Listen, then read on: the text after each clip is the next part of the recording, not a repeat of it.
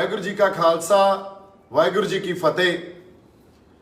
बड़े समय बाद रूबरू हो रहे हैं, आस करदा चढ़दी कला च होंगे संगत सारी।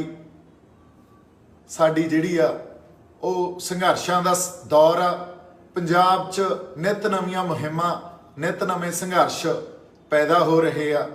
ਅੱਜ ਤਖਤ ਸ੍ਰੀ ਕੇਸਗੜ੍ਹ ਸਾਹਿਬ ਦੀ ਧਰਤੀ ਤੇ ਅਨੰਦਪੁਰ ਸਾਹਿਬ ਸੰਗਤ ਇਕੱਠੀ ਹੋਈ ਸੀ।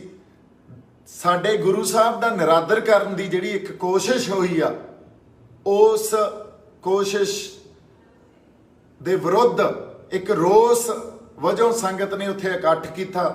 ਉੱਥੇ ਮੈਂ ਇੱਕ ਗੱਲ ਕਹੀ ਜਿਹਦੀ ਹੁਣ ਬੜੀ ਵੱਡੀ ਇਹ ਐਲਾਨੀਆਂ ਤੌਰ ਤੇ ਪ੍ਰਚਾਰੀ ਜਾ ਰਹੀ ਆ ਵੀ ਦੀਪ ਸਿੱਧੂ ਕਿਸਾਨੀ ਸੰਘਰਸ਼ 'ਚ ਜਿਹੜੀਆਂ ਜਾਨਾਂ ਗਈਆਂ ਉਹਨਾਂ ਨੂੰ ਸ਼ਹੀਦ ਨਹੀਂ ਮੰਨਦਾ। ਇਹ ਗੱਲ ਸੱਚੀ ਆ।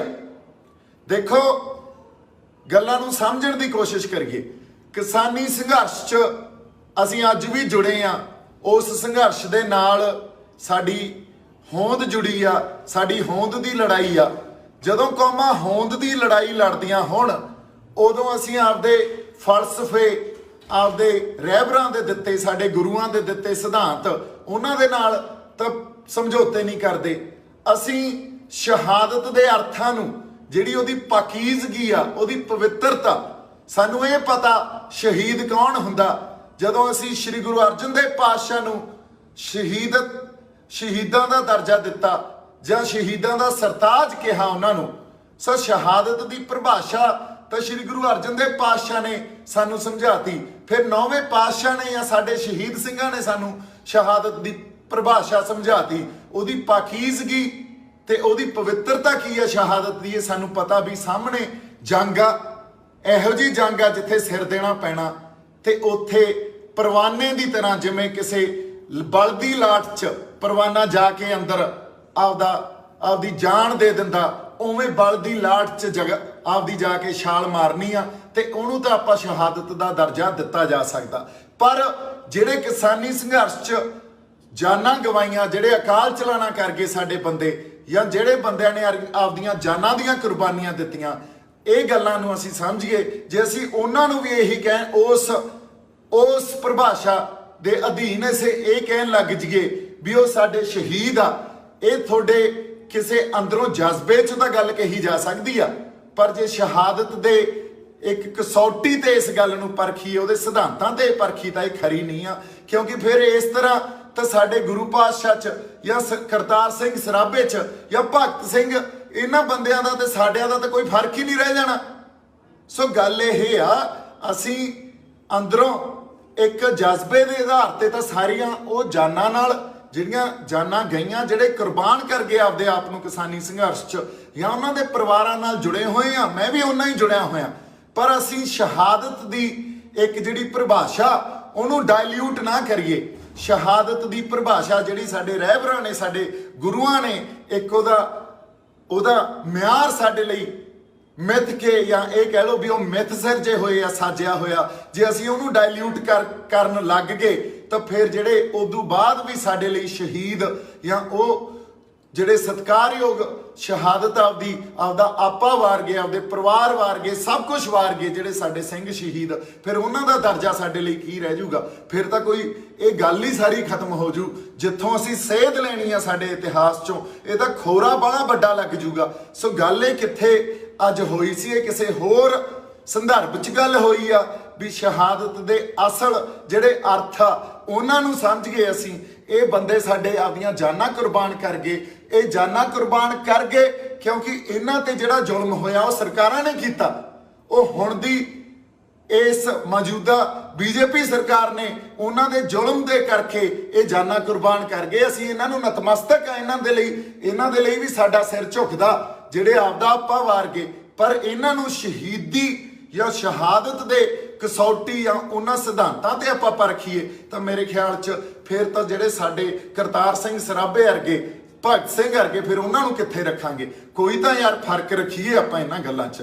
ਕੋਈ ਤਾਂ ਆਪਦੇ ਇਤਿਹਾਸ ਨੂੰ ਜਿਵੇਂ ਅਸੀਂ ਅੱਜ ਦੇਖਦੇ ਹਾਂ, ਉਹ ਇੱਕ ਚੱਲਦੇ ਸੰਘਰਸ਼ 'ਚ ਅਸੀਂ ਆਪਦੇ ਸਿਧਾਂਤਾਂ ਨੂੰ ਭੁੱਲ ਕੇ ਤੇ ਇਹ ਸਾਰੀਆਂ ਪਰਿਭਾਸ਼ਾ ਜਿਹੜੀਆਂ ਦਿੱਤੀਆਂ ਹੋਈਆਂ ਇਤਿਹਾਸ ਨੇ ਸਾਨੂੰ ਉਹਨਾਂ ਨੂੰ ਹੀ ਡਾਇਲਿਊਟ ਕਰਨ ਲੱਗ ਗਏ, ਫਿਰ ਤਾਂ ਅਸੀਂ ਆਪਦੇ ਇਤਿਹਾਸ 'ਚ ਖੋਰਾ ਲਾਉਣ ਲੱਗ ਜਾਾਂਗੇ। ਸੋ ਮੇਰੀ ਜਿਹੜੀ ਬੇਨਤੀ ਆ ਅੱਜ ਉਹ ਇਸ ਕਰਕੇ ਮੈਂ ਕਰ ਰਿਹਾ, ਗੱਲਾਂ ਨੂੰ ਜੇ ਆਪਾਂ ਸਮਝਣਾ ਨਹੀਂ ਤੇ ਉਹੀ ਆਪਾਂ ਇਹ ਗੱਲ ਕਹੀ ਜਾਣੀ ਆ ਵੀ ਦੇਖੋ ਦੀਪ ਸਿੱਧੂ ਕੀ ਗੱਲ ਕਰ ਗਿਆ, ਤੇ ਦੀਪ ਸਿੱਧੂ ਨੂੰ ਇਹ ਗੱਲ ਕਰਨੀ ਨਹੀਂ ਚਾਹੀਦੀ ਸੀ। ਜੇ ਤੁਸੀਂ ਸਮਝਣਾ ਚਾਹੁੰਦੇ ਹੀ ਨਹੀਂ ਉਹਦਾ ਵੱਖਰੀ ਗੱਲ ਆ, ਤੇ ਜਿਹੜੇ ਇਹ ਗੱਲ ਚਾਹੁੰਦੇ ਆ ਜਾਂ ਇਹ ਗੱਲ ਕਰ ਰਹੇ ਆ ਵੀ ਬਾਈ ਤੂੰ ਪੰਜਾਬ ਲਈ ਲੜ ਯਾਰ, ਸੱਚ ਦੀ ਲੜਾਈ ਲੜ, ਫਿਰ ਸੱਚ ਦੀ ਲੜਾਈ ਤਾਂ ਲਕੀਰ ਖਿੱਚ ਕੇ ਲੜਨੀ ਪੈਂਦੀ ਹੁੰਦੀ ਆ। ਇਹ ਵੀ ਕਹਿ ਰਹੇ ਹੋ ਵੀ ਕਾਜ਼ੀ ਵੀ ਬਣ ਜਾ ਤੇ ਬਾਂਗ ਵੀ ਨਾ ਦੇ, ਇਹ ਤਾਂ ਨਹੀਂ ਗੱਲ ਹੋ ਸਕਦੀ ਨਾ।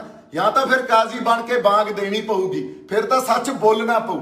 ਤੇ ਜੇ ਸੱਚ ਬੋਲਦੇ ਆ ਉਹ ਚੁੱਭਦਾ ਇੰਨਾ ਤੁਹਾਨੂੰ ਬਹੁਤ ਲੋਕਾਂ ਨੂੰ ਵੀ ਉਹ ਹੋਰ ਹੀ ਪਾਸੇ ਗੱਲ ਨੂੰ ਲੈ ਕੇ ਤੇ ਉਹਦੇ ਤੇ ਕੋਈ ਵਿਰੋਧ ਸ਼ੁਰੂ ਕਰ ਦਿੰਦੇ ਆ। ਦੇਖੋ ਮੇਰਾ ਤਾਂ ਬਹੁਤ ਵਿਰੋਧ ਹੋ ਗਿਆ, ਇਹਨਾਂ ਵਿਰੋਧਾਂ ਨਾਲ ਮੈਨੂੰ ਕੋਈ ਫਰਕ ਨਹੀਂ ਪੈਂਦਾ।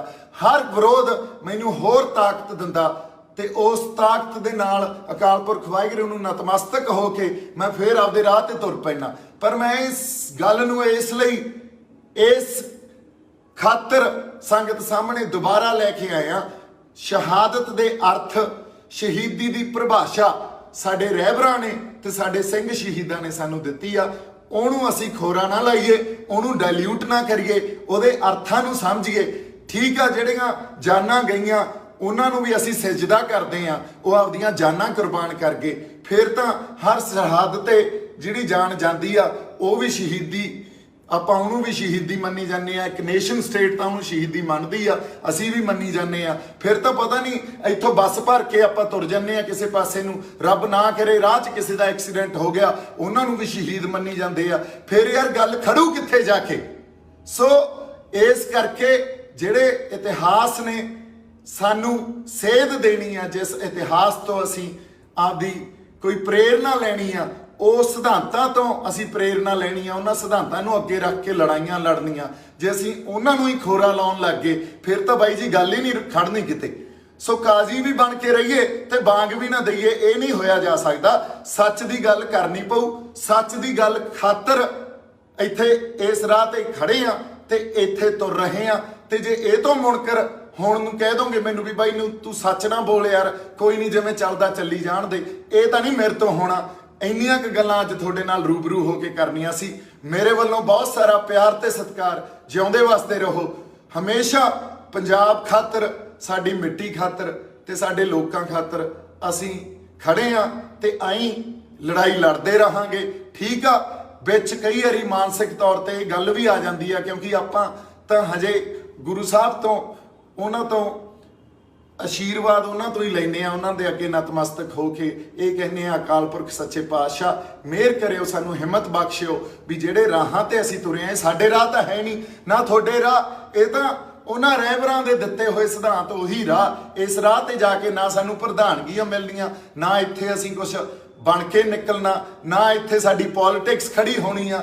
ਇੱਥੇ ਤਾਂ ਬਾਈ ਜੀ ਵਾਕਈ ਆ ਕੇ ਸਭ ਕੁਝ ਵਾਰਨ ਵਾਲੀ ਗੱਲ ਹੀ ਹੋ ਜਾਂਦੀ ਆ। ਸੋ ਇਸ ਰਾਹ ਤੇ ਜੇ ਤੁਰੇ ਆ ਤਾਂ ਅਕਾਲ ਪੁਰਖ ਵਾਹਿਗੁਰੂ ਸਾਨੂੰ ਹਿੰਮਤ ਬਖਸ਼ੀ ਵੀ ਇਸ ਰਾਹ ਤੇ ਤੁਰੇ ਰਹੀਏ। ਕਈ ਵਾਰੀ ਮਾਨਸਿਕ ਤੌਰ ਤੇ ਬੰਦਾ ਇਹ ਸੋਚਦਾ ਵੀ ਜਿੱਥੇ ਆ ਕੇ ਖੜ ਗਏ ਆ ਇਦੂੰਗਾ ਤੁਰਨਾ ਚਾਹੀਦਾ ਕਿ ਨਹੀਂ, ਪਰ ਫਿਰ ਕਿਤੋਂ ਨਾ ਕਿਤੋਂ ਹਿੰਮਤ ਉਸ ਅਕਾਲ ਪੁਰਖ ਵਾਹਿਗੁਰੂ ਦੇ ਚਰਨਾਂ 'ਚ ਜਾ ਕੇ ਉੱਥੇ ਨਤਮਸਤਕ ਹੋ ਕੇ ਹੀ ਮਿਲਦੀ ਆ। ਸੋ ਇੰਨੀਆਂ ਕੁ ਗੱਲਾਂ ਅੱਜ ਆਪਾਂ ਕਰਨੀਆਂ ਸੀ। ਮੇਰੇ ਵੱਲੋਂ ਬਹੁਤ ਸਾਰਾ ਪਿਆਰ ਤੇ ਸਤਿਕਾਰ। ਜਿਉਂਦੇ ਵਸਦੇ ਰਹੋ। ਕਿਸਾਨੀ ਸੰਘਰਸ਼ ਦੇ ਨਾਲ ਵੀ ਉਵੇਂ ਹੀ ਜੁੜੇ ਹੋਏ ਆ। ਉਹਨਾਂ ਬੰਦਿਆਂ ਦੀ ਜਿਹੜੇ ਆਪਦੀਆਂ ਜਾਨਾਂ ਕੁਰਬਾਨ ਕਰ ਗਏ ਉਹਨਾਂ ਲਈ ਵੀ ਸਜਦਾ।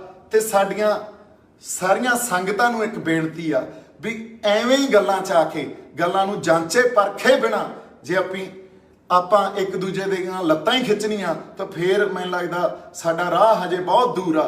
ਤੇ ਜੇ ਅਸੀਂ ਹਜੇ ਵੀ ਸਿਰ ਜੋੜ ਕੇ ਬੈਠਾਂਗੇ, ਸਿਰ ਜੋੜ ਕੇ ਬੈਠ ਕੇ ਗੱਲਾਂ ਨੂੰ ਵਿਚਾਰਾਂਗੇ ਤੇ ਉਹਦੇ ਤੇ ਗਾਂ ਫਿਰ ਕੋਈ ਮਸਲਿਆਂ ਨੂੰ ਸਮਝ ਕੇ ਕਿਸੇ ਹੱਲ ਵੱਲ ਤੁਰਾਂਗੇ, ਫਿਰ ਸਾਨੂੰ ਹੱਲ ਵੀ ਮਿਲ ਜਾਣੇ ਆ। ਮੇਰੇ ਵੱਲੋਂ ਬਹੁਤ ਸਾਰਾ ਪਿਆਰ ਸਤਿਕਾਰ। ਵਾਹਿਗੁਰੂ ਜੀ ਕਾ ਖਾਲਸਾ, ਵਾਹਿਗੁਰੂ ਜੀ ਕੀ ਫਤਿਹ।